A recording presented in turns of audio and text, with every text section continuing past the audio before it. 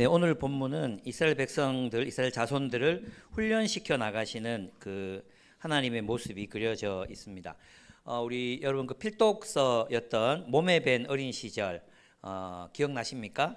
그 책에 보면 이런 내용들이 나옵니다. 부모가 아이를 기르는 방식, 그 방식은 아이의 성격 형성 또 성품에 굉장히 큰 영향을 미칩니다. 어떤 부모들은 이 아이들이 원하지 않아도 아이들이 원하는 것을 미리 채워줍니다. 굉장히 사랑이 많은 것 같지만 실제로는 아이를 망가뜨리고 있는 거죠. 또 어떤 부모들은 아이들의 모든 요구를 다 들어주는 부모들도 있습니다. 그렇게 되면 아이들은 짜증이 많고 요구가 많은 아이들로 인생의 어떤 행복을 느끼지 못한 아이들로 커갈 확률이 높습니다. 여기 이제 여러 가지 그 부모들의 양육 방식이 나오는데요. 완벽주의 부모 밑에서 큰 사람들은 물질적, 지적, 사회적 성취를 향한 한없고 고집스러운 추구를 한다고 되어 있습니다. 그래서 계속해서 어떤 자신의 성공과 성취에 만족하지 못하고 끊임없이 이제 추구하는 그런 삶을 사는 사람들이 이제 완벽주의 부모 밑에서 크면 이렇게 될 확률이 높다고 합니다. 강압적인 이제 부모님 밑에서는 빈둥거리고 늑장 부리고 공상하고 갖가지 반항 행위들을 은밀히 행하는 자녀들이 태어난다고 합니다. 저희 첫째가 생각나가지고 그런 유약한 이 모습, 유약한 부모님들, 이 부모님들은 애들에게 어떤 바운더리를 설정할 줄 모르고 훈육할 줄 모르는 부모님들을 말합니다. 이런 부모님 밑에서 큰 아이들은 충동적인 행위, 그리고 발끈하는 기질, 또 다른 사람의 권리를 존중하지 않고 경계선을 침범하는 그런 형태의 인격을 가질 수 있다고 합니다. 그다음에 방임하는 부모들이 있습니다. 알아서 잘 크겠지. 근데 이 방임은 이제 본인이 원하는 것도 있지만 본인이 원하지 않지만 어쩔 수 없이 방임 혹은 방치하는 경우들이 생기게 되는데요. 뭐 맞벌이를 한다든지 아이를 돌볼 시간이 없는 경우 이런 일이 생기겠죠. 그럴 때는 이 아이가 이 권태감, 뭐 자유롭게 크는 것 같지만 실제로 그렇지 않고 인생이 굉장히 권태감을 느끼고 끈기가 부족하고 또 개인적으로 노력하는 능력이 결여되는 경향이 있다고 합니다. 심기증도 있습니다. 심기증, 이것은 이제 주로 한쪽 부모가 굉장히 아플 때, 애가 어릴 때 부모가 아파, 암에 걸렸어. 그러면은 가족 안에서는 항상 이 건강을 걱정하는 문화가 형성이 되겠죠. 그래서 이게 내면화되다 보니까 항상 이제 뭔가 조금 아프면 내 이러다가 죽는 거 아니야? 이거 암 아니야? 이거 뭐 종양 아니야? 이런 식으로 이제 계속해서 걱정하는 심리가 아이들의 마음속에 자라날 수 있습니다. 그리고 응징, 아주 가혹하게 아이를 징벌했거나 이제 매를 많이 댔거나 이런 경우에도 보복하고자 하는 강한 어떤 의욕을 가진, 그래서 참지 못하는, 꼭 복수해야 되는 그런 아이들로 성장할 수 있다는 겁니다. 방치하게 되면 이제 고독하고 불안하고 친밀감을 느낄 수 없는 아이로 성장합니다. 그래서 항상 어디에 있든지 소외되어 있다는 느낌, 분위기가 좋은데도 사람들이 나를 싫어할 거라는 느낌, 그런 느낌 속에서 살아가게 된답니다. 거부도 있습니다. 거부. 부모가 자녀가 낳는데 이 자녀 양육이 너무 힘들어서 너 저리 가, 싫어, 이렇게 되거나 원치 않은 아이를 가졌을 때 또 거부하게 되잖아요. 그러면 이 아이도 다른 사람이나 자기 자신에게조차도 받아들여지지 못한다는 마음의 태도를 가지고 자랄 수 있다고 합니다. 우리 창문을 한 10분만 열었다가 옆에 계신 분이 10분 후에 좀 닫아주시면 좋겠습니다. 네, 그 다음에 이제 성적 자극인데, 이것은 부모가 아이를 키울 때 괜하게 이제 뭐 목욕을 시킨다 이렇게 할 때 불필요한 성적인 접촉을 의도가 아니지만 그렇게 접촉할 때 이제 불온한 성의식, 그리고 사람들을 육체적으로만 대하는 그런 이제 모습들을 보게 되기도 한답니다. 이런 얘기를 하는 이유가 뭐냐면 결국 아이가 잘 성장하려면 건강한 바운더리와 규칙 그리고 훈육이 있어야 되잖아요. 그것처럼 하나님의 백성들도 하나님의 백성답게 자라나기 위해서는 하나님이 말씀하시는 바운더리, 규칙, 율법 이런 것들이 필수적이라는 거예요. 근데 그것을 왜 주시느냐 하면 우리의 웰빙을 위해서 주신다는 겁니다. 우리의 평안, 이 샬롬이라는 말을 한국말로 번역하기가 굉장히 어려워요. 아시죠? 근데 영어로 번역하면 웰빙이에요. 웰빙. 지금 이제 15장 22절에서 보면 마라가 나오잖아요. 마라, 쓴 물. 어디 막 이 하나님의 인도를 따라서 나온 길이었어요. 그런데 3일을 걸어가는데도 물이 없어요. 이때까지 참은 것만 해도 대단하죠. 뒤에 가면은 습관이 돼가지고 모세에게 바로 직격으로 돼야 되는데 3일 동안 물이 없는 길을 가는데도 이 이스라엘 백성들이 아무 불평을 안 해요. 진짜 놀랍죠. 그냥 잘 따라갔어요. 잘 따라가고 있었습니다. 그러면 이 3일 동안 물을 못 먹으면 어른들은 참는다 쳐. 그죠? 뭐 양젖도 먹고 이렇게 다 하겠지. 어쨌든 하겠지. 그런데 참는다 쳐. 근데 애들이 있잖아요. 애들이. 여러분 애들이 목말라서 보채는 거 경험해 본 적 있죠? 엄마 물줘. 엄마 물줘. 엄마 물줘. 진짜 사람이 막 짜증이 나잖아요. 그런데 3일 길을 갔는데 오아시스가 나타난 거예요. 오아시스가 나타나서 막 달려가서 물을 퍼먹는데 물이 있어. 거기에서 짜증이 폭발한 거지. 이씨 이렇게 된 거지. 그 쓴물이다. 왜 우리에게 이런 물을 주느냐? 우리가 어디서 물을 마시느냐? 이렇게 이제 그때 이제 불평이 터져 나왔습니다. 그런데 이제 우리는 이렇게 생각합니다. 왜 하나님이 물 없는 곳으로 이스라엘 백성들을 인도하셨을까? 나쁜 하나님 아닌가? 하나님 왜 물 없는 곳으로 자꾸 인도하시나? 그게 아니라 물 있는 곳으로 가기 위해서 3일을 가는 겁니다. 예. 그리고 그 물을 준비하신 겁니다. 그 물에 그 물 옆에 있는 나무를 준비하시고 그 나뭇가지를 꺾어서 던지면 단물로 만들어 주시기 위해서 거기로 가시는 겁니다. 근데 우리는 어떻게 생각합니까? 우리는 왜 물 없는 데로 자꾸 인도하시나 이렇게 생각하잖아요. 근데 사실 하나님은 이스라엘 백성들을 물 있는 곳으로 데려가기 위해서 거기로 가십니다. 그리고 거기에서 뭔가 가르치려고 하십니다. 그리고 그 쓴물을 지나고 나면 그들이 단물을 마시게 될 뿐만 아니라 엘림이라는 낙원과도 같은 오아시스가 12개나 있어요. 모든 지파가 다 한 개씩 차지할 수 있는 그런 곳을 향해서 이제 데려가십니다. 그곳에서 이제 몇 주를 머물게 되죠.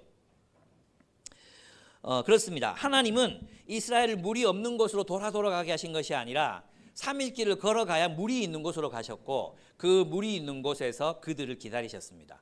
그리고 그 물을 달게 만들어 주시기 위한 모든 것들을 준비하고 계셨던 것입니다. 다만 그 길이 멀고 험했을 뿐입니다. 이 말씀은 있잖아요. 우리에게 무엇을 말씀해 주시냐 하면 하나님은 우리는 하나님 믿고 하나님 따라가면 그때부터 꽃길이 열린다고 생각하는 경향이 있어요. 근데 하나님 믿었는데 하나님 따라왔는데 하나님의 뜻에 순종했는데 왜 내게 이런 물 없는 길을 계속 걷게 하시는가? 왜 이렇게 척박한 길을 가게 하시는가? 이것이 우리의 숙제죠. 그죠? 내가 하나님의 뜻을 따라서 나왔는데 이 말씀은 그리스도인들도 이 척박한 현실, 쓴 물과 같은 마라를 겪을 수밖에 없다는 겁니다. 그리고 광야를 걸어갈 수밖에 없다는 거예요. 그 현실 가운데에서 우리를 인도하신다는 겁니다. 현실을 초월해서 우리를 인도하시는 것이 아니라 현실을 없이 해서 우리를 인도하시는 것이 아니라 하나님께서는 우리를 현실 가운데로 인도하신다는 겁니다. 이걸 알아야 됩니다, 여러분. 근데 중요한 건 뭐냐 하면 쓴물과 같은 삶의 현실 속에서도 이 나무가 있잖아요, 나무. 그리고 하나님 나무를 보이셨죠? 그 나뭇가지를 꺾어서 물에 던지라고 하시니까 물이 단물이 됐죠. 근데 이것이 이 나무는 치료하는 나무예요. 이 치료하는 나무는 어디에 나오냐 하면 에스겔인가 거기서와 요한계시록에 나옵니다. 그리고 생명수 강가에 서 있는 나무들, 생명나무들이 있죠. 그리고 그 잎사귀는 만국을 치유하는 약재가 될 것이라 했어요. 만국을 치유하는 약재. 그게 뭡니까? 누굽니까? 예수 그리스도이십니다. 그러니까 이 나무는 예수 그리스도를 예표한다고 할 수 있습니다. 이 나무가지를 꺾어서 쓴물과도 같은 쓴맛 나는 인생, 쓴맛 나는 그 인생 가운데 예수 그리스도의 교훈, 예수 그리스도의 말씀, 예수를 따르는 삶은 우리를 웰빙, 우리를 샬롬의 삶으로 변화시킬 수 있다. 이것이 이 본문이 우리에게 가르치는 거죠. 여러분, 쓴물 얘기 나오고 엘림 얘기 나오는데 중간에 뜬금없이 여호와의 음성에 귀를 기울이고 그 규례를 지켜 행하라. 그러면 된다. 그러면 나는 너희가 치료하는 하나님, 나는 내가 치료하는 하나님인 것을 너희에게 드러낼 것이라고 말씀하시잖아요. 뜬금없지 않습니까? 이 한 구절은요, 앞으로 출애굽기가 계속해서 이제 나오는데 그 모든 이야기, 구약 전부를 이제 요약하는 하나의 메타포라고 할 수 있습니다. 쓴물과도 같고 광야와도 같은 인생이지만 여호와의 말씀을 듣고 순종하면 그 삶이 웰빙으로 바뀔 것이다. 어디에서요? 쓴물과 같은 현실 속에서. 쓴물과 같은 현실이 하나님 나라의 현실로 바뀔 것이다. 그것이 이 본문이 우리에게 가르쳐주는 말씀이라고 할 수 있습니다. 그렇습니다. 하나님은 마라와 엘림을 통해서 그의 백성들이 하나님이 바로 치료하시는 하나님이신 것을 알기를 원하십니다. 치료한다는 게 뭡니까? 치료한다는 거 곧 우리를 회복시킨다는 뜻이잖아요. 근데 이 치료는 이 나무가 나중에 이제 요한계시록에서 나오는 것처럼 이 나무는 만국 모든 나라를 치료하는 나무가 될 것이라는 말씀에서 보면 단순히 우리의 육체적 건강을 얘기하는 게 아니에요. 그죠? 여러분 아시겠지만 나쁜 지도자 한 명, 나쁜 체제, 나쁜 사회에서는 병든 사람들이 더 많이 나타납니다. 그럴 수밖에 없죠. 파라오의 체제에서는 이스라엘 사람들뿐만 아니라 이집트 사람들도 병들 수밖에 없었어요. 하나님의 심판 때문에 병들 수밖에 없었어요. 하나님을 떠난 체제는 인간을 병들게 합니다. 정서적으로나 육체적으로나 사회적으로 병들게 합니다. 여러분 우리가 독재 시대를 거쳐왔잖아요. 독재 시대의 사람들의 생각이 병들잖아요.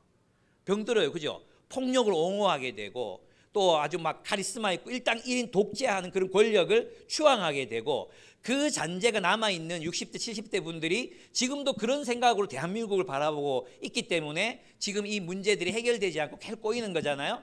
그게 병들게 만듭니다. 악한 체제는 인간을 병들게 만들어요. 정신뿐만 아니라 육체, 심리, 이 사회적 관계 이 모든 걸 병들게 만듭니다. 근데 하나님께서 내 말을 듣고 따르면 뭐 한다 그랬어요? 너희를 치료하겠다. 회복하겠다.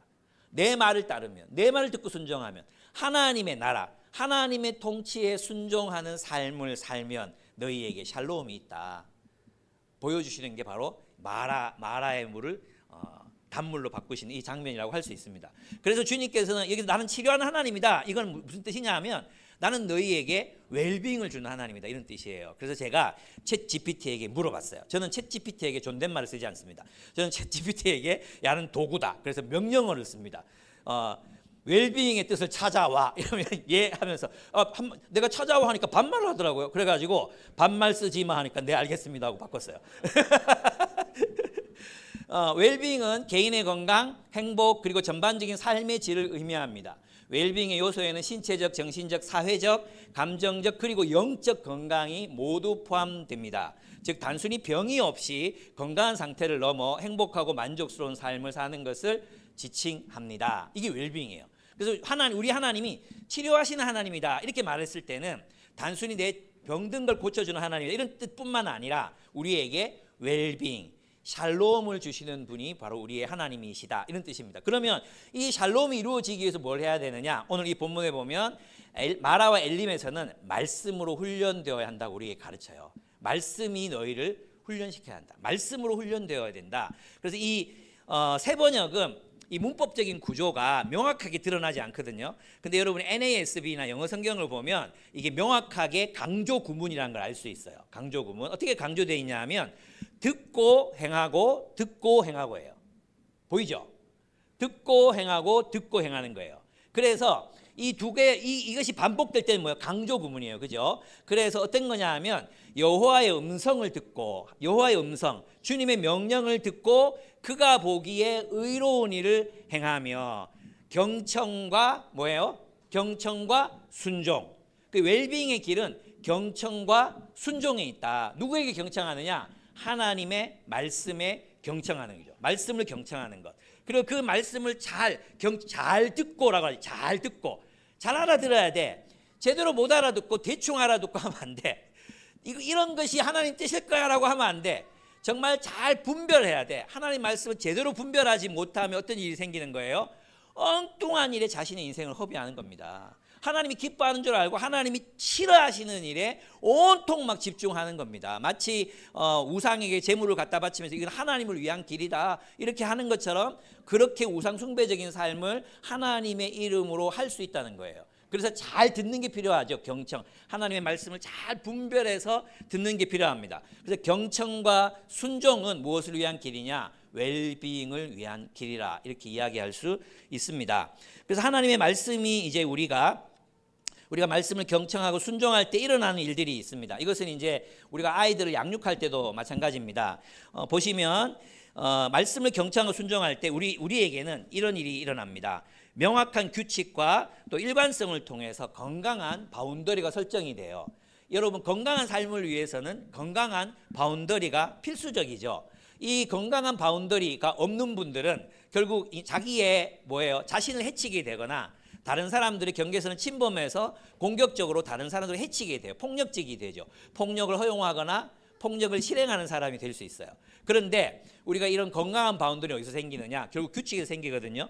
이것도 챗GPT에게 물어봤어요. 그랬더니 바운더리와 관련된 학술적인 이론들을 얘기해봐 이러니까 이제 저한테 뭘 가르쳐줬냐 하면 자녀들은 명확한 제한을 통해 안전함을 느끼며 명확한 이제 제한, 한계가 있어야 돼요. 한계.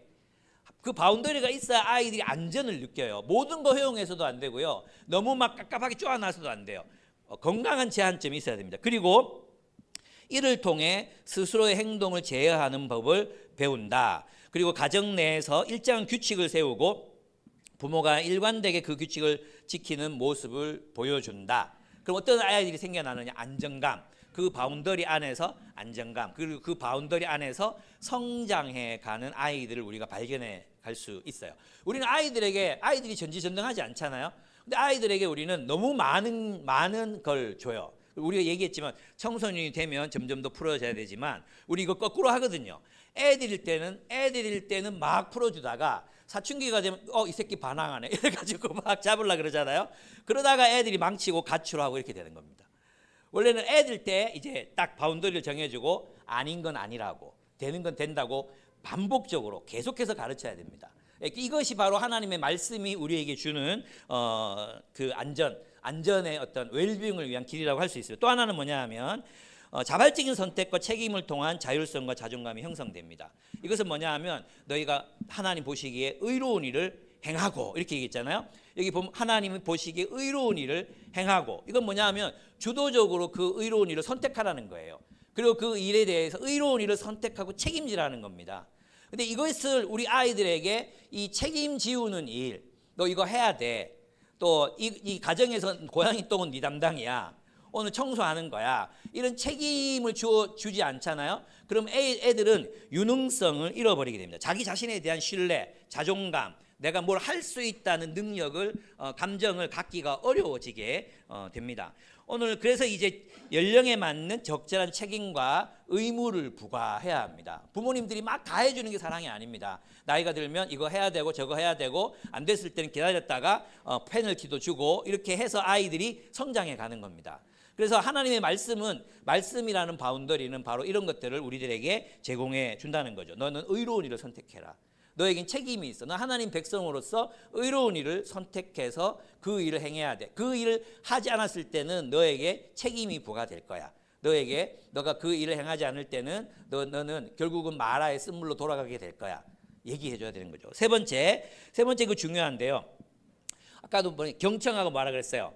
행하고 경청하고 행하고 경청하고 순종하고 경청하고 순종하고 그러니까 잘 듣고 실천하는 삶이 계속해서 반복적으로 일어나야 돼요. 반복적으로. 그 반복이 우리에게 뭘 만듭니까? 제2의 천성을 만들어냅니다.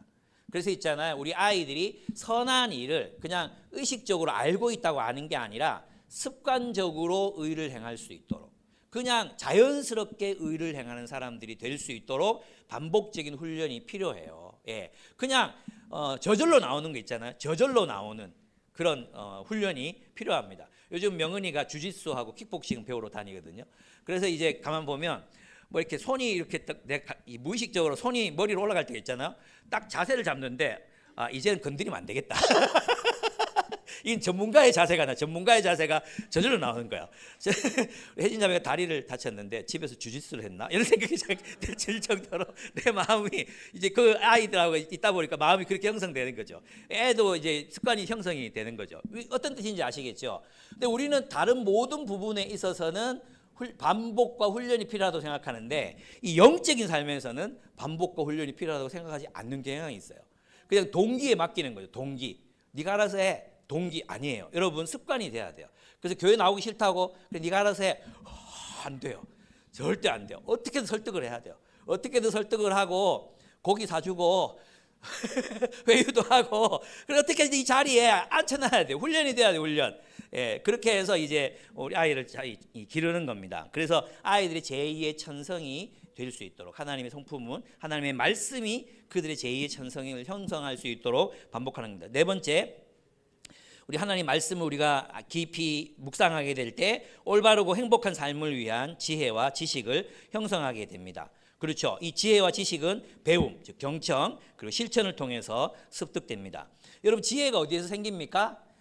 책을 읽어도 생기지만 책을 읽고 실천해봐야 그 지혜가 생깁니다. 저절로 생기지 않습니다. 실천할 때 지혜가 자라나게 됩니다. 그래서 하나님의 말씀을 경청하고 순종할 때 이런 일들이 일어나는데, 이런 인격을 가진 사람들이 얻게 되는 게 뭐냐면 웰빙이에요. 웰빙. 여러분, 우리에게 좋은 삶은 좋은 웰빙, 진짜 좋은 존재가 좋은 삶을 살고 행복할 수 있는 겁니다. 웰빙. 이해됩니까? 웰빙. 웰빙인 존재가 될 때 진짜 웰빙을 누릴 수 있는 사람들이 된다는 것입니다. 그것은 저절로 우리의 죄인된 인격을 가진 죄인의 죄성을 가지고 이것을 이룰 수 없어요.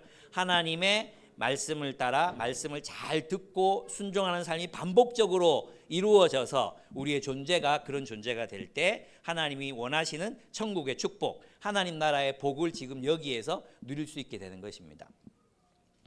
그렇습니다. 우리의 인생은 마라의 샘물과 같이 씁니다. 여러분, 인생살이 쓰죠? 그죠? 쓰지 않습니까? 인생살이 씁니다. 쓰죠. 정말 쓰디 쓴 일들이 정말 많이 일어나는 것이 인생살이입니다. 그러나 하나님의 말씀이라는 치유의 나뭇가지는 바로 우리의 쓰디 쓴 인생, 광야의 인생을 치유하여 웰빙의 삶으로 만들어갈 수 있습니다. 우리가 어떻게 해요? 하나님의 그 훈련, 이해할 수 없는 3일 동안 걸었는데 물이 없는, 배고픈 그 과정들을 거쳐야 됩니다. 어제죠. 어제 오희석 교수님이 오셔가지고 예술에 대한 얘기를 하시면서 인생은 질그릇과 같다는 얘기를 하셨어요. 이 흙을 빚는 걸 말씀하셨는데, 이 토기는, 이 진흙은 이게 물레를 이렇게 막 돌리면 밖으로 자꾸 튀어나가려고 그런대요. 그래서 그대로 놔두면 그게 다 튀어나가서 아무것도 안 되잖아요. 그죠? 그런데 이제 진짜 도공들은 이 튀어나가는 진흙을 붙잡아서 못 나가게 하는 거예요. 그게 이 토기의 입장에서는 죽을 것 같은 거죠. 막 나가고 싶은데, 근데 이게 물레가 돌아가면서 이제 형성되잖아요. 고난은 바로 그리스도인들에게 그런 역할을 하는 거라고 말씀해 주셨어요. 그래서 여러분, 우리가 지금 쓰디쓴 인생을 걷고 있는 건 이제 우리가 훈련의 과정 속에 있구나. 내가 이 훈련을 잘 받아서 주님이 원하시는 모습을 갖추게 되면 웰빙하는 존재가 되겠구나. 여러분, 기대하셔야 됩니다. 여러분, 인생은 있잖아요. 막 많은 돈이 주어진다고 행복해지는 게 아니라 우리가 진짜 웰빙인, 굿빙, 좋은 존재가 될 때 주님께서 우리에게 주실 수 있는 축복이 거기에 많다. 그래서 뭐 부부관계가 어렵고 또 뭐 사회생활이 어렵고 직장이 어렵고 여러 힘든 인생들 속에서 나는 지금 주님이 나를 물가로 인도하고 가시는 과정이다. 그리고 마라와 같은 쓴 물을 통과하게 하시는 과정이다. 지나고 나면 엘림이 기다리고 있다. 엘림, 안식의 날이 우리를 기다리고 있다는 걸 기억하시고 이 길을 한 걸음 한 걸음 따라가신 여러분들 되시기를 바랍니다. 네, 그렇습니다. 이제 만나와 메추라기로 넘어가 보겠습니다. 이 만나 앞에는 말씀의 훈련이었다면 만나와 메추라기를 통한 훈련은 일상의 훈련입니다. 여러분, 이건 이야기는 다 아시잖아요. 그래서 이제 넘어가 보면 3절을 보면 이제 모세와 아론이 이제 노골적으로 원망하기 시작합니다. 이집트에서 나온 지 45일 되는 어느 날이었습니다. 3절을 보면 차라리 우리가 이집트 땅 거기 고기 가마 곁에 앉아 배불리 음식을 먹던 그때 누가 우리를 주님의 손에 넘겨주어서 죽게 했더라면 더 좋을 뻔하였습니다. 그런데 당신들은 지금 우리를 이 광야로 끌고 나와서 이 모든 회중을 다 굶어 죽게 하고 있습니다. 사실 있잖아요. 우리가 하나님 나라를 살아가는데 가장 방해되는 게 뭐냐면 먹고 사는 문제에 대한 염려예요. 하나님 나라를 선택할 것인가, 먹고 사는 문제를 선택할 것인가 했을 때 하나님 나라를 선택하기 가장 어렵게 만드는 게 먹고 사는 문제예요. 이집트 사람들도 이스라엘 사람들도 똑같았어요. 예수님도 똑같았어요. 예수님께서 왜 마태복음 6장에서 산상수훈 말씀하시면서 하늘에 나는 새를 봐라, 땅에 피는 들에 피는 백합화를 봐라, 하나님이 다 먹이시고 입히시거늘 너희일까 보냐, 그렇게 위로하시고 나서 하신 말씀이 뭐예요? 너희는 먼저 그의 나라와 그의 의를 구하라. 그리하면 이 모든 것을 너희에게 다 하시리라. 약속하셨잖아요. 그러니까 예수님께서도 아셨고 하나님께서도 아셨어요. 무엇이 우리를 하나님 나라를 사는 삶을 살지 못하게 만드느냐. 그것은 우리의 먹고 사는 문제다 하는 거죠. 오늘 이스라엘 백성들도 똑같았습니다. 우리랑 똑같아요. 뭐 다를 게 하나도 없어요. 우리도 똑같이 아마 이렇게 불평했을 것 같아요. 차라리 실컷 먹고 죽자. 하나님 따라 나왔는데 뭐고 이거 이렇게 할 수 있잖아요.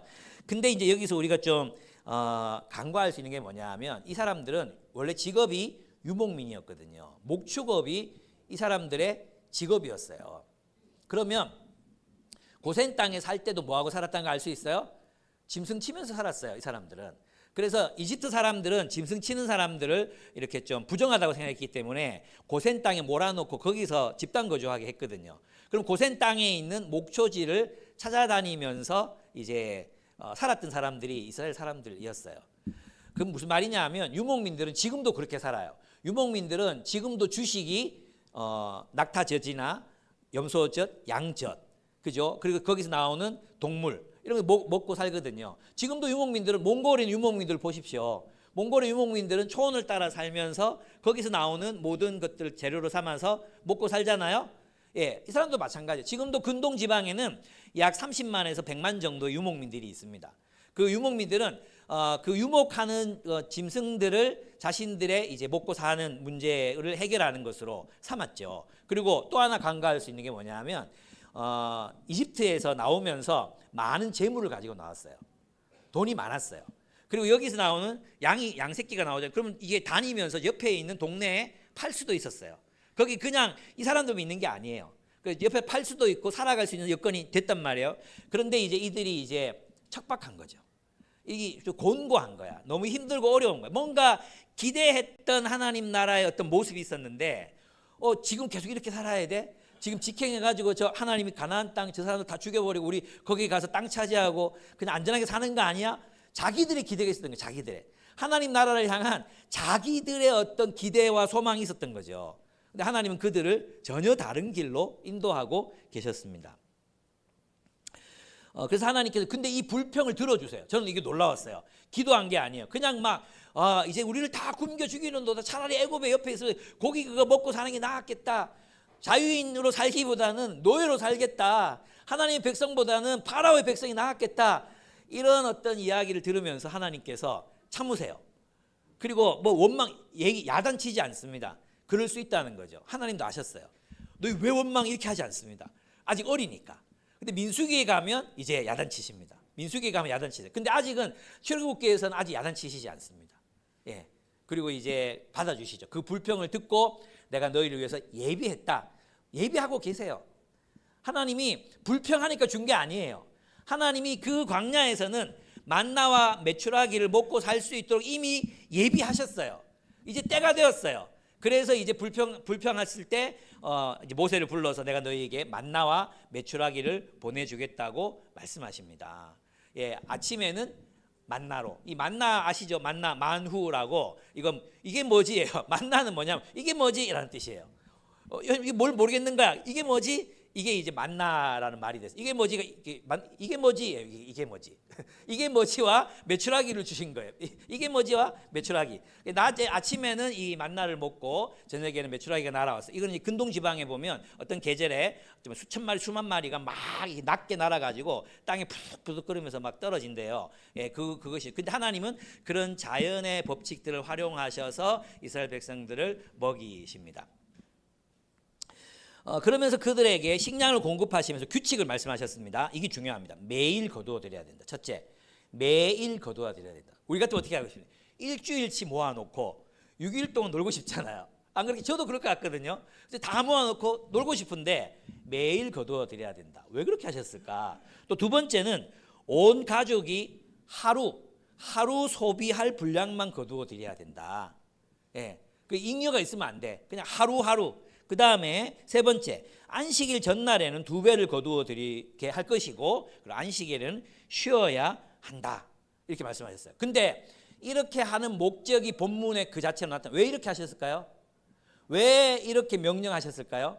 하나님께서 메추라기와 만나를 주시고 이걸 모아가지고 장사를 할 수도 있고 비축했다가 나중에 비상시에 쓸 수도 있을 텐데 하나님께서는 왜 그날 분량의 식량을 주셨을까요? 궁금하지 않습니까? 그게 어디 나오냐 하면 16장 4절에서 5절에 나옵니다. 제가 한번 읽어보겠습니다. 16장 4절 5절 주님께서 모세에게 말씀하셨다. 너희가 먹을 것을 하늘에서 비처럼 내려줄 터이니 백성이 날마다 나가서 그날 먹을 만큼 거두어 드리게 하여라. 이렇게 하여 그들이 나의 지시를 따르는지 따르지 않는지 시험하여 보겠다. 뭐예요? 목적이 뭐죠? 그들이 나의 지시를 따르는지 따르지 않는지 시험하여 보겠다 하잖아요. 그러면 테스트 같아 보이잖아요. 근데 이것은 시험하여 보겠다 이 말은 트레이닝의 뜻이 있어요. 트레이닝. 무슨 말인지 아시겠죠? 그래서 이 만나와 메추라기를 매일매일 거두어 드리고 그 다음에 안식일에는 거두어 드리지 않아도 먹을 수 있을 만큼 주심으로 뭘 하겠다는 거예요? 내가 너희를 훈련하겠다 이런 뜻이에요. 무엇으로? 하나님의 백성으로 세워가겠다 이런 뜻입니다. 예, 그러니까 우리의 훈련은 지금 어디에서 일어나는 훈련입니까? 일상에서 일어나는 훈련이라는 거예요. 일상에서. 우리의 훈련은 일상에서 일어나야 돼요. 어떤 훈련이 되어야 하냐면 첫째, 매일매일 일함으로 일용할 양식을 구하는 훈련입니다. 우리의 훈련은 매일매일 일함으로 하나님 앞에 우리의 먹을 것을 구하는 거죠. 그러니까 있잖아요. 매일매일 일한다는 것은 결국은 뭡니까? 하나님 의지해야 살 수 있는 거죠. 하루하루 근근히 살아도 하나님의 보호하심 아래 살면 안전하다는 것입니다. 매일매일 하나님께서 우리에게 매일매일 근근히 살게 하실 것이다. 그러나 너희는 죽지 않는다. 왜냐하면 내가 너희를 보호하고 있기 때문이다. 하나님이 여러분을 보호하고 계십니다. 지키고 계십니다. 우리는 만나와 메추라기 때문에 사는 게 아니라 하나님 때문에 삽니다. 그래 걱정하지 마라. 노후 너무 걱정하지 마라. 너무 미래를 걱정하지 마라. 매일매일 하루하루를 성실하게 살아내라. 그리고 여기서는 광야에서의 경제도 가르쳐주죠. 너희는 누구보다 더 많이 가지고 누구보다 덜 가지고가 아니라 너희 가족이 먹을 만큼 있으면 족한 줄 알라. 그래서 예수님께서도 너희가 야고보서입니까? 거기에 보면 너희에게 먹을 것과 입을 것이 있은즉 족한 줄 알라. 예. 그래서 여러분 잘 살고 계신 거예요. 남들보다 삐까뻔쩍하게 잉여를 많이 만들어 놓고 살아야 그리스도인으로 사는 게 아니라 하루하루 근근히 살게 하시는 은혜에 감사하셔야 됩니다. 여러분 안 굶어 죽었잖아요. 여러분 10년 전 20년 전 생각해 보면 굶어 죽을 것 같았잖아요. 굶어 죽을 것 같았어요. 그죠? 그때 살겠나 싶었어요. 그죠? 근데 살아있잖아요. 저도 살아있어요. 수찬이도 살아있어요. 여러분 모두 여기 우리가 지금 여기 살아있습니다. 그죠? 얼마나 감사합니까? 얼마나 감사한 일입니까? 여러분 살 것입니다. 하나님의 보호하심 아래 우리는 살 것입니다. 여러분 두려워하지 마십시오. 하나님이 여러분을 보호하시기 때문입니다. 보호하실 뿐만 아니라 먹을 것과 입을 것을 공급하시는 분이시기 때문입니다. 그렇습니다. 그 다음에 안식일이 나오죠. 결국은 요거 가르치려는 거죠. 그게 뭡니까? 안식일을 거룩하게 비워서 하나님을 예배하는 삶을 살아라. 하나님의 이것이 이 하나님 안식일 거룩하게 지키는 것, 이것은 바로 하나님의 백성의 아주 독특한 특징이었어요. 시간적인 리듬. 너희는 하나님의 백성의 시간적인 리듬을 타라는 거예요. 그렇죠. 얘기했죠. 시간의 루틴. 그 루틴, 우리가 시간을 어떻게 사용하느냐가 우리가 누구인지를 말해 줍니다. 우리의 루틴은 무엇을 중심으로 짜여져 있습니까? 우리가 이것을 거룩한 우리의 일상을 거룩한 예전으로 만드는 것은 그 핵심은 일주일에 하루 함께 모여 하나님을 예배하는 안식일적 예배. 우리 주일날 모이지만 그 안식일적 예배가 우리를 구별합니다. 무슨 뜻인지 아시겠죠? 우리는 그 시간의 흐름 속에서 그리스도인임을 드러냅니다. 우리는 그리스도인들은 매주 주님이 부활하신 날을 기념해서 주님 메시아를 찬양하고 하나님의 나라를 기다리고 함께 하나님 나라의 방식대로 서로 교제합니다. 그죠? 그 루틴. 그래서 여러분의 일상의 삶이 아침에 일어나서 묵상하고 저녁 10시가 되면 기도하고 기도 일기를 쓰고 잠들고 또 물론 잠 안 들죠. 어쨌든 이 시간을 지키는 거. 그래서 여러분이 만약 더 일찍 일어나서 유튜브를 보고 있더라도 6시나 7시가 되면 말씀을 묵상하고 10시가 되면 유튜브를 끊고 그때만큼은 또 기도 일기를 쓰고 하나님 말씀을 묵상하고 기도하고 또 그리고 나서 유튜브를 보더라도 어쨌든 그렇게 되더라도 그 시간들만큼은 하나님 앞에 드리는 삶, BSM 하나님을 묵상하기 위해서 특별히 정해놓은 시간의 리듬. 이 시간의 리듬이 세상의 리듬이 아니라 세상의 흐름이 아니라 하나님의 흐름, 하나님의 시간적 리듬을 따라서 사는 삶. 그것이 바로 그리스도인됨을 말하는 거죠. 그래서 우리의 일상을 하나님 앞에 드린다는 것은 바로 이 시간의 리듬을 하나님, 우리의 일상을 하나님의 예전으로 바꾸어서 살아가는 삶을 말해요. 이집트의 시간을 따라 사는 게 아니에요. 세상의 시간의 흐름을 따라 사는 게 아니라 하나님이 허락하신 이 시간의 리듬을 따라 살아가는 삶. 그게 우리의 그리스도인됨, 하나님의 백성됨을 드러낸다고 할 수 있습니다. 그래서 하나님은 만나와 메추라기를 통해서 우리의 일상이 하나님의 백성을 드러내는 훈련, 하나님을 거룩한 백성이 되어가는 훈련을 하게 하셨습니다. 세 번째, 물이 나오는 반석입니다. 이 물이 나오는 반석, 이 훈련은 공동체 훈련이라고 할 수 있습니다. 말씀 훈련, 그 다음에 일상의 훈련, 그리고 공동체 훈련입니다. 이스라엘 자손의 온 회중이 여호와의 명령을 따라서 신 광야를 떠나 르비딤이라는 곳에 이르러서 진을 치게 됐습니다. 그런데 또 물이 없습니다. 또 물이 없어요. 근데 이게 있잖아요. 이제 이 수미 쌍관법인데 그 앞에는 애굽에서의 삶이 애굽에서 압제받은 삶이 애굽과의 전쟁이 나오잖아요. 요 다음에는 이제 아말렉과의 전쟁이 나오죠. 그리고 양 중간에 뭐가 있습니까? 물이 이야기는 물 이야기가 나오고 중간에 뭐가 있어요? 만나와 메추라기 이야기가 있잖아요. 그러면 이 패시지 전체가 가장 중요하게 이야기하는 패시지는 어디예요? 만나와 메추라기죠. 만나와 메추라기. 그걸 통해 그게 가장 핵심적인 부분에 이제 속하는 건데 또 물 이야기가 또 나옵니다. 이제는 물이 없습니다. 그래서 이제는 백성들도 학습이 됐습니다. 그래서 물이 없다는 게 알려지자 바로 모세에게 달려갑니다. 바로 모세에게 물을 달라고 막 대듭니다. 그래서 이제 모세가 대답합니다. 모세가 물을 줄 수 있는 게 아니잖아요. 모세가 물을 줄 수 있는 게 아닌데 모세도 답답하죠. 당신들은 어찌하여 나에게 대듭니까? 당신은 어찌하여 나에게 대듭니까? 이렇게 말해요. 모세가 하는 게 아니잖아요. 이게 얼마나 답답했겠어요. 예. 어찌하여 주님을 시험하십니까? 이렇게 돼 있죠. 시험하다는 말이 뭐냐면 있잖아요. 이제 뒤에 가보면 주님이 여기 계시나 안 계시나 시험했다 이렇게 돼 있죠. 이 시험을 말하는 건데 여기서 이제 이 시험은 이게 이제 요 옆에 보면 여러분이 아마 좀 의아하게 왜 여기에 이 그림이 그려져 있지 생각이 들죠. 이집트 신들. 여러분 이집트 신들은 있잖아요. 이집트 신화는 이래요. 이집트의 모든 신들은 지역신이에요. 지역신.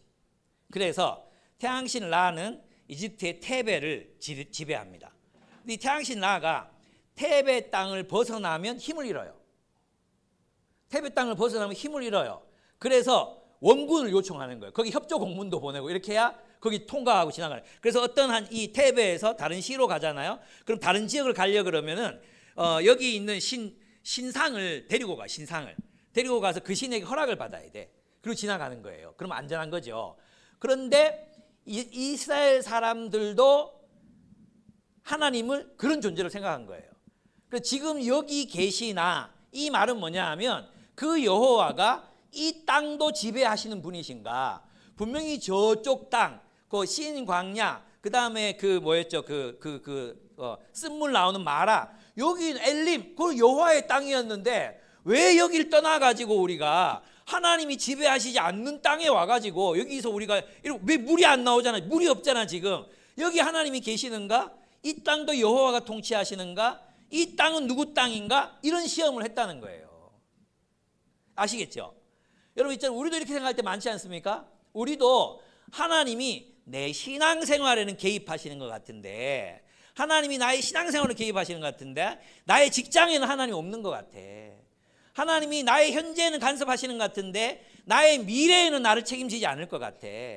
하나님께서는 저 정치라는 영역에서는 통치하시지 않는 것 같아. 우리도 그렇게 우리 학문의 영역에서 이제 오희석 교수님도 얘기하죠. 미술의 영역에서 하나님의 통치가 실현되도록, 그죠? 그렇게 작업하실 때 그 작업에 기독교 세계관을 녹여내는 노력을 많이 하셨잖아요. 저는 그걸 보고 굉장히 감동받았거든요. 아, 정말 내 잔이 넘치나이다. 풍성한 삶이셨구나. 이런 생각이 들었습니다. 여러분, 하나님은 누구십니까?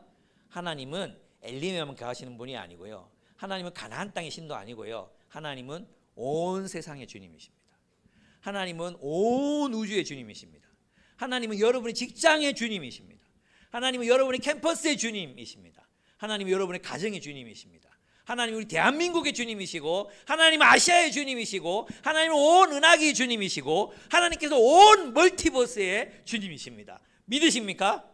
아멘. 멀티버스를 안 믿으시니까 아멘하기 어려우셨죠?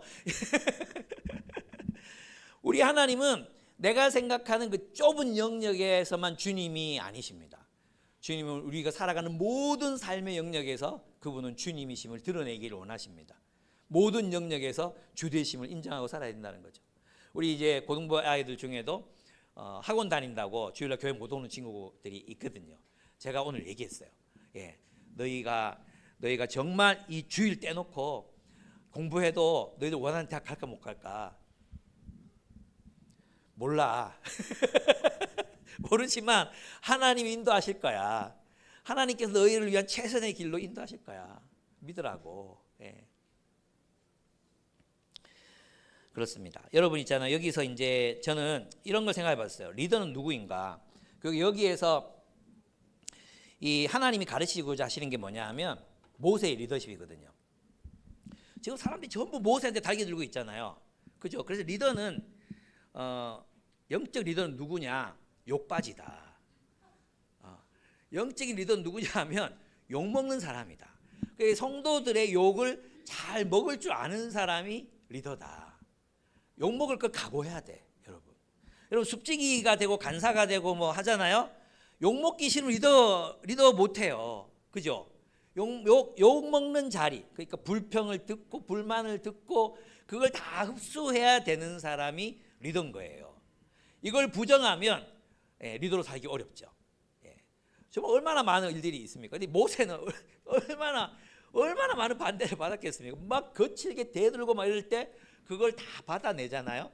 하나님이 모세가 불쌍했던 거죠. 그래서 여기서 이제 핵심은 뭐냐 하면 모세가 또다시 너희들이 진짜 리더라는 걸 보여주는 거예요. 그래서 이제 모세가 모세에게 지팡이를 들어라.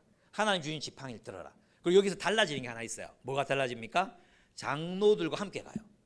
모세 혼자 가는 게 아니라 장로들과 함께 갑니다. 왜 함께 갑니까? 이제 여기서 하나님께서 뭘 보여주시는 겁니까? 그 모세에게 동력자들, 이것은 공동의 책임이다. 함께 공동체를 이끌라는 겁니다. 함께. 모세야, 그동안 네가 혼자서 고생했어. 이제 너희는 함께 이끌어야 돼. 함께. 근데 하다 보면 이 함께 하는 놈들이 더 힘들게 하는 경우들도 많아요. 어쨌든 우리가 함께 하는 이유는 뭐예요? 그 리더를 세우고 하나님께서 하나님의 길로 그를 통해서 인도해 가신다는 걸 믿을 수 있어야 한다는 거죠. 여러분, 저는 이번에 이제 그 박정훈 대령, 가톨릭 신자였던 박정훈 대령 무죄 판결이 났잖아요. 잘못된 명령에는 저항해도 좋다. 그죠? 이걸 보여줬잖아요. 근데 뭐 악한 사람들이 악한 명령에도 복종하는, 그건 부당한 거잖아요. 근데 이번에 하나님께서 우리 한국 사회에 공의를 세우셨다고 저는 생각하거든요.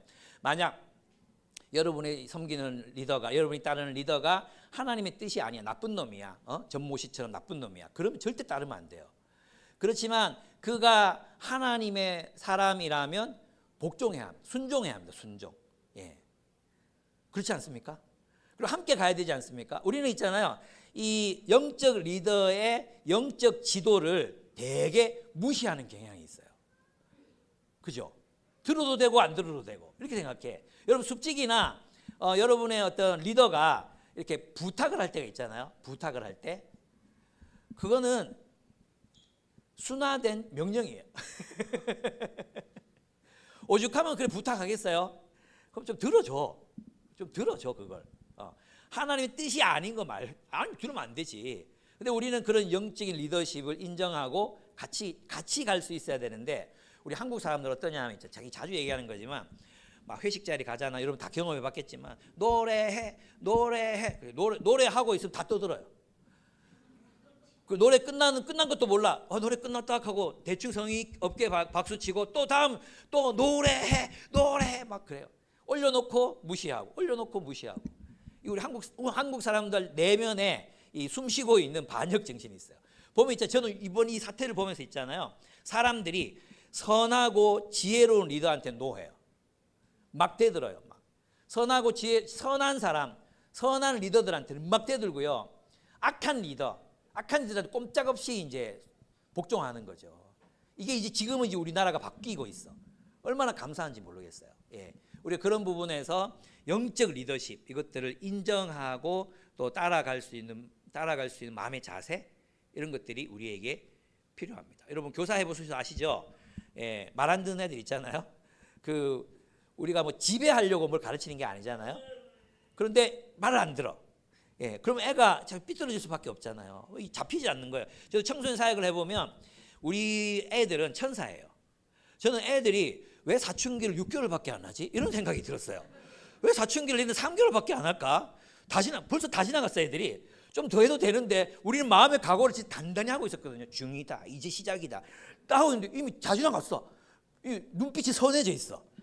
뭐 가끔 풀려 있는 게 문제긴 해. 그렇긴 하지만 애들의 눈빛에서 도끼가 일단 빠졌어.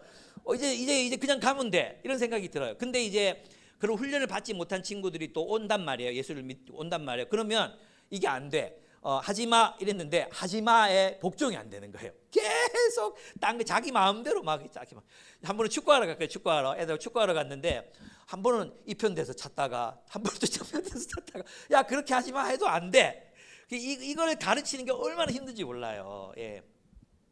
그래서 하나님의 말씀을 따라서 리더십들의 결정 이걸 따라서 갈 수 있는 또 우리 모임이 되면 좋겠다 이런 생각이 들었습니다. 네. 오해하지 마세요. 본문이 그래서 얘기하는 거니까 뭐 목사님이 얘기하면 다 들어야 된다 이런 것도 아니고요. 예. 우리는 우리의 어떤 거버넌스가 있잖아요. 그래서 이제 리더 모임에서 또 숲지기 모임에 같이 얘기한 것들을 가지고 또 같이 토의하고 그래서 결정하잖아요. 예, 그렇게 결정된 것들에 대해서 따르고 이것이 우리의 좋은 문화였던 것 같아요. 또 그렇게 가면 돼요. 그죠? 그러나 내가 목사님이 여러분의 영적인 문제를 가지고 얘기해야 될 때가 있어요. 그죠? 저는 아직까지 용기가 별로 없어가지고 이걸 잘 못하는 것 같아요. 보이잖아요. 당신은 이거 고치면 좋을 것 같은데 차마 말을 못 하겠는 거죠. 이 관계 문제가 있으니까 이게 될까? 그때 여러분이 좀 허용적이 되면 좋겠다. 예, 그래서 좀 허용적이 되면 좋겠다 이런 생각이 듭니다. 여러분 잘하고 계십니다. 예, 잘하고 계십니다. 잘하고 있다는 말을 그냥 믿으세요. 예, 그냥 하는 말이 아니고 여러분 잘하고 계십니다. 예, 근데 혹시라도 제가 여러분 만나서 어떤 직언을 하거나 또 정말 어렵게 하는 얘기가 있으면 귀담아 듣고 예 알겠습니다. 고쳐보겠습니다. 마음에 소화는 안 되더라도 좀 이제 새기고 좀 이렇게 소화하는 시간들을 가지셨으면 좋겠다 그런 생각합니다. 그렇습니다. 그래서 이제 여기서 우리가 배우는 건 뭐냐 하면 요 세 가지입니다. 공동체 훈련에서 우리가 배워야 되는 건 하나님이 세우신 권위자들에게 순종하라는 것이죠. 그죠? 그리고 함께 공동체를 이끌어라. 혼자 하지 마라. 그 다음에 하나님의 동행을 신뢰해라. 하나님이 이 땅에서 이제 하나님이 인도해 가시고 그 다음에 장로들이 따라가고 그다음에 바위 위에 서 계시면 그 바위 위에서 물이 터져 나오게 되잖아요. 이건 누구를 세워주는 겁니까? 모세와 장로들의 리더십을 하나님께서 친히 세워주시는 모습이라고 할 수 있습니다. 네, 그렇습니다. 아말렉과의 전투는 이제 다음에 하도록 하겠습니다. 그래서 정리를 하면 이렇습니다. 예. 아말렉과의 전투 승리의 훈련인데요. 하나님이 우리가 싸우시고 기도와 동력을 통해 승리하시고 또 각자 영역에서 함께 싸워야 된다는 걸 말씀해 줍니다. 주님은 나의 깃발이다. 이 승리의 경험이 중요합니다. 예. 우리가 하나님 뜻대로 한번 살아보는 경험이 되게 중요합니다. 그러면 다음에 또 그런 하나님 나라를 위한 선택을 해도 안 죽네. 내가 성장했구나. 이걸 배우잖아요. 그래서 헌신을 통해서 우리가 성장하게 되어 있고 승리하게 되어 있습니다. 제가 그 얘기 했나요? 모성애는 본능이 아니라는 학설들이 많다. 학설들도 있다. 이 얘기 했나요? 우리 김수영 교수님하고 개인적으로 이제 식사를 하는데 모성애가 본능인가요? 라고 제가 질문을 했거든요. 그랬더니 이분이 저는 본능이 아니라고 생각합니다. 라고 얘기하셨어요. 그게 뭐 여러 학설들이 있는데 제가 볼 때 아닌 것 같아요. 왜냐하면 자기 경험한 분이 계시는데 자기 이제 어떤 교회 성도인데 아기를 낳자마자 병원에 몇 개월인지 몇 년인지를 입원해야 되는 상황이 되셨대요. 그래가지고 아이를 못 본 거예요. 근데 이제 할머니가 이 애를 너무 잘 키웠는데 엄마를 지워버렸어. 그래서 몇 달 뒤인가 몇 년 뒤에 이렇게 만나게 됐는데 엄마가 애를 보는데 사랑의 감정이 안 생기더래요. 낯선 존재를 보는 것 같더래요. 그러면서 이분이 하신 말씀이 저한테 굉장히 중요했는데 사랑은 어떻게 생기는가 하면 그냥 자기 뼈를 깎고 살을 에이고 그러면서 아이를 양육하는 과정 가운데서 사랑의 감정이 생긴다는 거예요. 여러분 우리는 하나님을 사랑하는 것도 있잖아요. 내 안에 어떤 동기, 하나님을 사랑하는 마음이 생겨야 하나님을 사랑할 수 있다고 생각하지만 실제로는 그렇지 않다는 거예요. 하나님을 사랑하기 위해서 사람을 품고 고민하고 애쓰고 이런 헌신의 경험들이 있는 사람들이 하나님에 대한 사랑, 공동체에 대한 사랑이 커지는 것입니다. 늘 설교만 듣고 섬김의 자리, 헌신의 자리로 나아가지 않으면 결국 우리는 정체됩니다. 우리 안에 있는 사랑은 고착되어 버리고 만다는 것입니다. 그래서 사랑할 능력을 잃어버리는 거예요. 근데 모성애도 똑같다는 거예요. 여러분 왜 애가 그렇게 사랑스럽습니까? 얘 때문에 고생을 하잖아요. 막 고생하고 막 잠 못 자고 막 애를 쓰잖아요. 그 과정 가운데에서 그 나의 본성을 이기면서 이 모성애가 성장한다는 것입니다. 저는 우리가 주님을 향한 사랑과 주님을 위한 어떤 사랑의 역량, 사랑할 수 있는 역량도 그렇다고 생각해요. 늘 받기만을 바라고 늘 나를 돌봐 달라고 하고 늘 나는 아직 사랑이 더 필요한 사람이야. 아직 나는 결핍돼 있어. 아직 나는 더 많은 사랑을 받아야 돼. 이 사람이 사랑이 자라는 게 아니에요. 예. 부족하지만 사랑을 해야 돼. 부족하지만 사랑을 해야지 자라는 거예요. 사랑을 해야. 그렇게 우리가 성장할 수 있으면 좋겠다. 그래서 승리라는 것은 바로 우리가 그렇게 함께 싸우고 하나님의 나라를 위해서 살아갈 때 그 전투를 위한 역량, 사랑을 위한 전투를 위한 역량이 우리 안에서 성장한다는 것입니다. 그래서 요약하겠습니다. 안 한다 해놓고 다 해뿐네. 예. 같이 읽어봅시다. 첫째 우리의 훈련은 뭔가? 첫째 시작. 하나님의 말씀을 경청하고 순종하라. 두 번째, 일상의 삶에서 주되심을 인정하라. 세 번째, 함께 공동체의 짐을 지라. 넷째, 하나님과 함께 승리의 삶을 살라. 하나님은 우리를 여전히 어디로 광야길을 인도해 가고 계십니다. 우리가 살아가는 인생은 마라의 쓴물과도 같은 현실입니다.